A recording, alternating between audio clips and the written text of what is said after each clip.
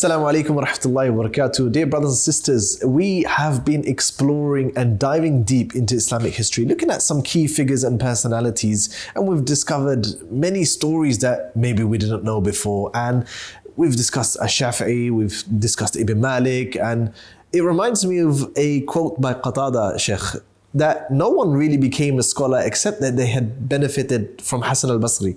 So maybe you can tell us about Hasan al-Basri. Imam al-Hasan al-Basri, rahimahullah ta'ala, he an extraordinary personality. One who almost, you could say, all of Islam agrees on his imamah, his incredible level of distinction. He was from the generation of the Tabi'in, if I'm not mistaken. Correct. He met several Sahaba. He learnt from many of the Sahaba. He was actually brought up in the household of, you could say, Sahaba himself, right? In fact, it's mentioned that, of course, his mother was Khayra, his father Yasar, both of whom had served in the household of two different companions. So on his father's side, it was Zayd ibn Thabit, right? On his mother's side, Salama, right? And there's a very moving account which mentions that on one given occasion, so she's there with her child, Al-Hasan, the baby, Al-Hasan, and the mother has kind of, quote unquote, popped out to try and help do something or the other, but the child is still then left in the house of Salama. Salama is there, others are there, and basically the baby Hasan is now crying, right, waiting, longing for his mother. So instead, at that point, Salama took the child and placed the child to her chest, even though she was not actually, she was not being able to feed him. There was no milk there. However, it's mentioned that Allah created and made a miracle happen, and actually there was, he therefore was fed through our mother Salama, and that perhaps is part of what endowed him with some of the qualities of the household of the Prophet ﷺ. That is, subhanAllah, I'm lost for words in how profound and beautiful that is. This young man, I believe he was taken by his mother to many of the Sahaba, like, hey, go to the Sahaba and benefit and take from them. So she really pushed him in that. I mean, his companionship, if you like, with some of the companions is well recorded. He did start taking hadith in an official way slightly later on, and such, his reports are kind of, before his hadith career, if you want to use that term, he kind of has a lot of literature which is now words of wisdom that he's left behind in terms of how to try and become a truly pious person. Some of the scholars mentioned of his time, they said, I've never seen someone in my life who knows the path to Jannah better than Hasan al-Basri. Wow. Because of some of those reflections on the Quran and Sunnah. It's not that he's coming out with some message which is new per se, but it's someone who's reflected on it, deliberated on its meanings, meditated its meanings, and actually internalized it. And so when he spoke about those issues, it didn't sound hollow. Actually, it came from someone who's living that, walking the talk. Wow.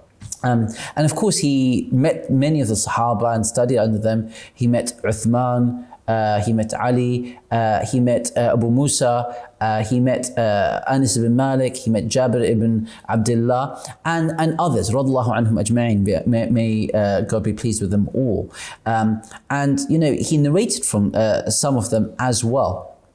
Often, like Imam al-Bukhari rahimahullah, when he has a narration of Imam Hasan al-Basri from one of them, he'll have, like from Abu Hurairah, it will be him alongside one of his companions again, Muhammad ibn Sirin.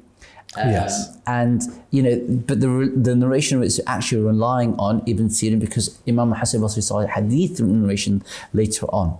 But what's again noteworthy, just as a slight aside, is these two individuals were so close. It's as if they lived together, and in the most quote unquote literal sense of the word, they left this world together as well. Such that the loss of one of them left in such a vacuum in the heart of the other. Muhammad Sirin and Al-Hasan al-Basri, they passed away in the same year. Wow. They both passed away in 110 Hijriya.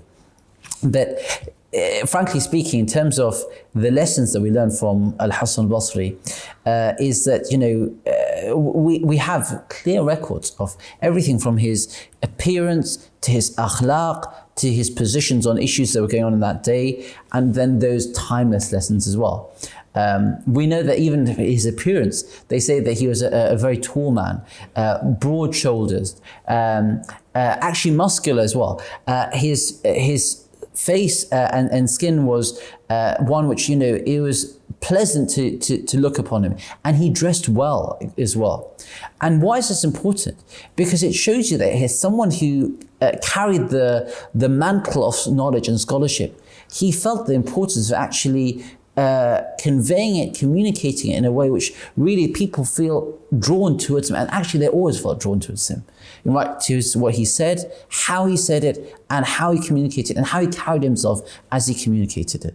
SubhanAllah, it reminds me of two things. One being the fact that you would assume that a scholar is going to be someone who's meek, maybe a bit nerdy and geeky, and is just not liked and is isolated from the community and society. But he shows the bravery, the kind of, maybe it's the wrong word, but the pompousness of the kind majestic, that's maybe a better word.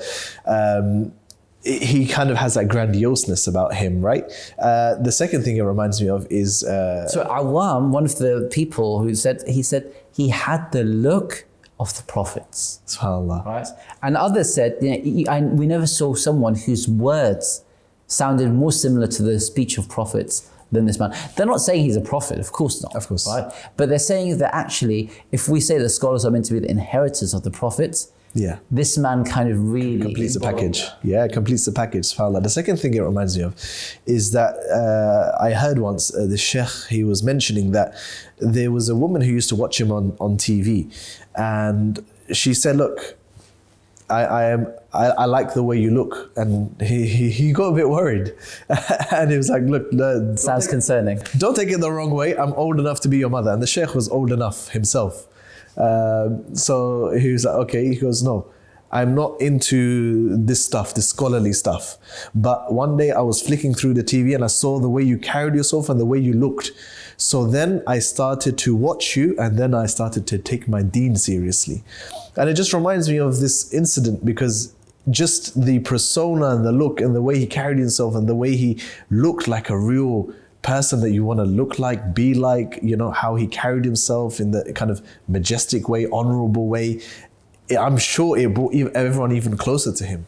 And so the outer beauty, in his case, quite clearly, and Allah is the best of judges, of course, it seems that outer beauty was but an expression of the inner beauty that had been inculcated through following the example of the Prophet ﷺ and his guidance and so forth. Wow. Sometimes you can have someone who can take away almost the wrong message from Imam Hasan al-Basri's example. Say, okay, fine, he dressed really well, I need to do the same.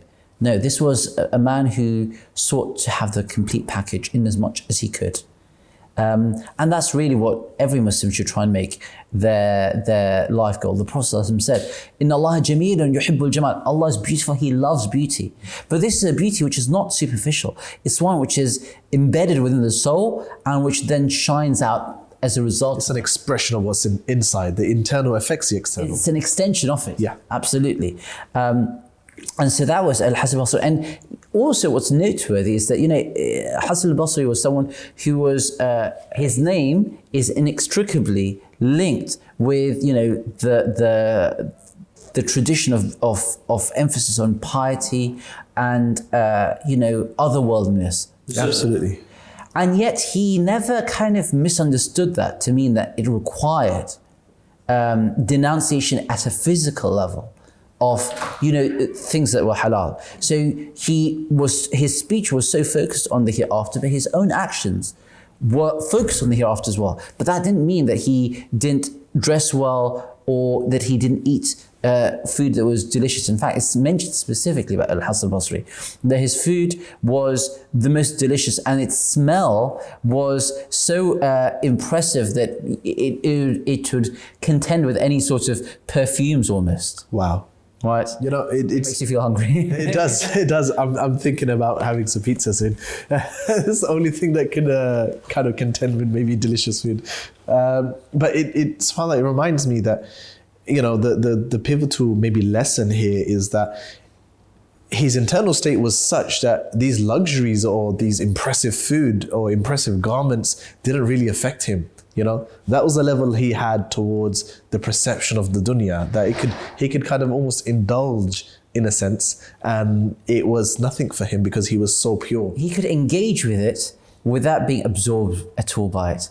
And there's this line of poetry which is really noteworthy. It says that describing the pious individuals, the God-centered individuals, صَحِبُ الْخَلَائِقَ بِالْجُسُومِ, they accompany the people with their bodies, not just superficially, with the body, they care about the people. They're accompanying them physically. وَأَرْوَاحُهُمْ فِي مَنَازِلٍ فَوْقَانِ, but their spirits actually hold a much higher status, meaning their spirits actually transcend whatever is going on around them.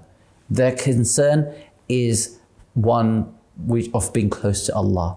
And that kind of really embodies so much of what we learn about Imam al-Hasan al-Basri rahimahullah ta'ala. You know, I wish there was a bit more time to discuss about him, but I want to continue on this topic. So let's just dig a bit more deeper. So then let's do that in another session, inshallah.